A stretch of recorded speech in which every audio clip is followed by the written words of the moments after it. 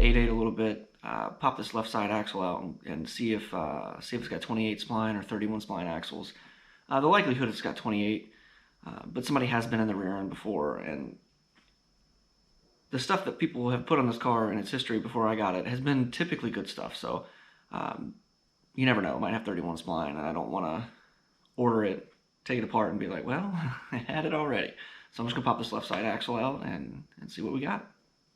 So real quick, I did start an Instagram. Feel free to give me a follow there. It's baby_legs_motorsports. You can also message me there if you have any questions about the Terminator X.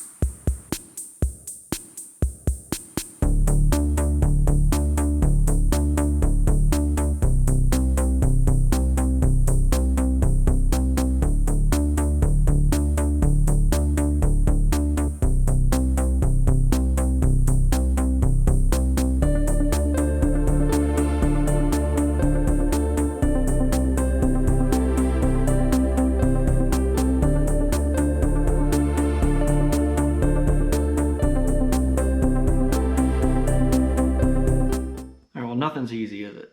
I could not get the C-clip to clear that little S-clip to save my life. You know, the theory is you pop the rotor off, pop the caliper off, pop the caliper carrier off, take the diff cover off, push the axle in, get the C-clip out. I tried for about an hour and a half. It wasn't clearing that S-spring clip in the middle there. It should be, it should be easy. Should be, but it wasn't. Ultimately, what I had to do, I had to cut the clip, or this S-spring, or whatever it's called. I had to cut it. Used an oscillating saw, or a fine tool, for all you OGs out there. But basically what was happening is this C-clip, no matter what I did, it would not push far enough past this clip. I don't know if this is an aftermarket clip, something you can upgrade. I've heard of people putting F-150 ones in there. Maybe they're thicker, not sure. But it would go about that far. It would go about halfway down the clip. So it wasn't even close. I watched a bunch of videos, didn't really find anybody that had run into this before, so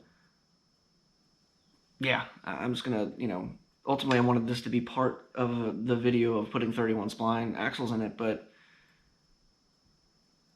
I figured I would mention this. This just didn't come out, no matter what I did. So I had to cut it, and when I cut it, obviously it gave me enough room to get the C-clip out. Popped right out after that.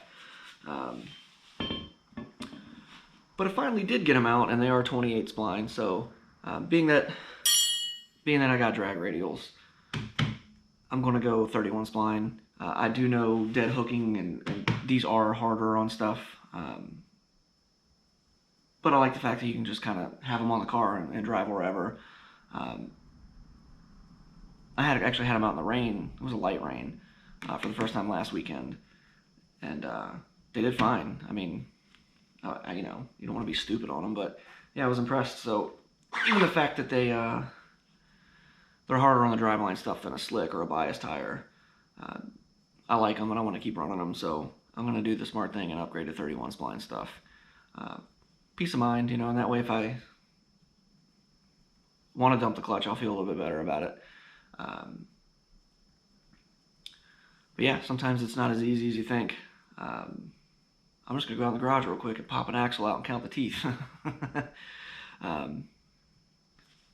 Yeah, got it done though. So yeah, the goal is now to get the stuff ordered, to get it back together by the next street night at Virginia Motorsports Park, and go have some fun. And my dad, aka my burnout cameraman, he got bit by the bug again. Picked up an '83 Mustang GT. So I'll throw a clip of it here. It's in good shape. It's got a roll bar in it, coilovers in the front, bunch of decent stuff on it. It looks like somebody had swapped powertrain back from something that probably had more power. But it's a good platform to start on. So it's gonna be pretty fun. you'll probably see some clips of that car here and there on the channel. So kind of excited to see what that car does too. So that's the goal the next week or so, 2 weeks, and get that car done, get this car done, and go make some passes.